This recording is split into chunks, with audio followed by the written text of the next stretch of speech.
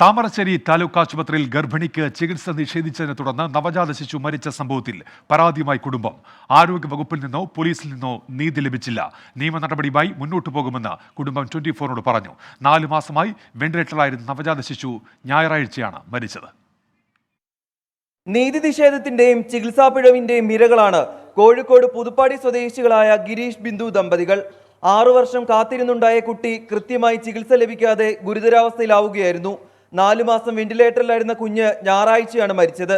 സംഭവത്തിൽ ആരോഗ്യമന്ത്രി, DMO, Thamarassery police എന്നിവർക്ക് പരാതി നൽകിയെങ്കിലും നീതി ലഭിച്ചില്ലെന്ന് ബിന്ദുവും ഗിരീഷും പറയുന്നു.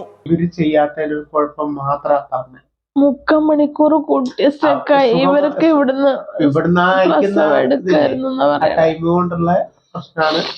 എന്നോട് താമരശ്ശേരിയുള്ള പോലീസുകാരെ വിളിച്ചിട്ട് പറഞ്ഞെന്താ നിങ്ങൾക്ക് അറിയില്ല, നിങ്ങൾ ഡിസ്ചാർജ് ആയിട്ട് വരും, ഇങ്ങോട്ട് സ്റ്റേഷനിലേക്ക് വന്നിട്ട് നിങ്ങൾ മൊഴി കൊടുക്കാനാ പറഞ്ഞത്.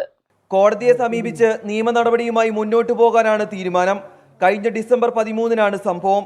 പ്രസവ വേദനയുമായി ബിന്ദുവിനെ താമരശ്ശേരി താലൂക്ക് ആശുപത്രിയിൽ എത്തിച്ചു. എന്നാൽ ഗൈനക്കോളജി ഡോക്ടർ ഇല്ലെന്ന പേരിൽ മെഡിക്കൽ കോളേജിലേക്ക് പറഞ്ഞയച്ചു.